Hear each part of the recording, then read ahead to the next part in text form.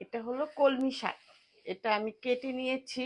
কলমি শাকটা দেখতে কিন্তু অনেক সুন্দর, খেতেও অনেক ভালো লাগে। এটা অনেকভাবে রান্না করা যায়। এটাকে আমি এখন ধুয়ে নিব। চুলায় একটা প্যান বসায় দিয়েছি, দিয়ে দিচ্ছি তেল,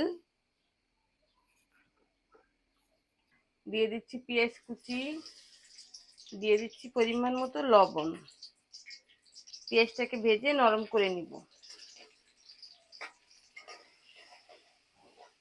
পেঁয়াজটা নরম হয়ে গিয়েছে, দিয়ে দিচ্ছি হলুদ, মরিচ, আদা, রসুন।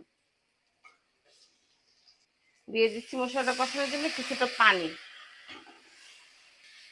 চিংড়ি মাছ দিয়ে কলমি শাক রান্না করব। বড় চিংড়ি মাছ কেটে নিয়েছি, এটা আমি মশলার সাথে কষাই নিব।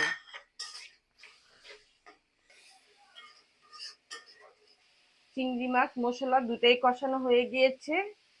আমি এখানে ধুয়ে নিয়েছি কলমি শাক আর আলু। একটা আলু কুচি কুচি করে কেটে নিয়েছি, আর কলমি শাকগুলো কেটে নিয়েছি।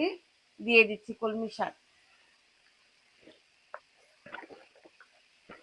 চিংড়ি মাছ দিয়ে এভাবে রান্না করলে অনেক ভালো লাগে খেতে।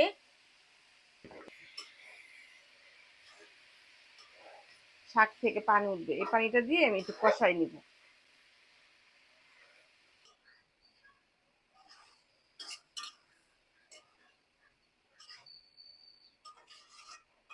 ঝোলের জন্য কিছুটা পানি দিয়ে দিব।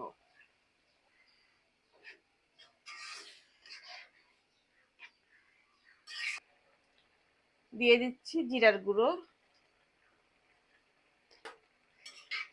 চিংড়ি মাছ দিয়ে এভাবে রান্না করলে খেতে অনেক ভালো লাগে। আশা করি আপনারা এভাবে রান্না করে খাবেন। আজকের রেসিপি কলমি শাক আলু দিয়ে চিংড়ি মাছের ঝোল।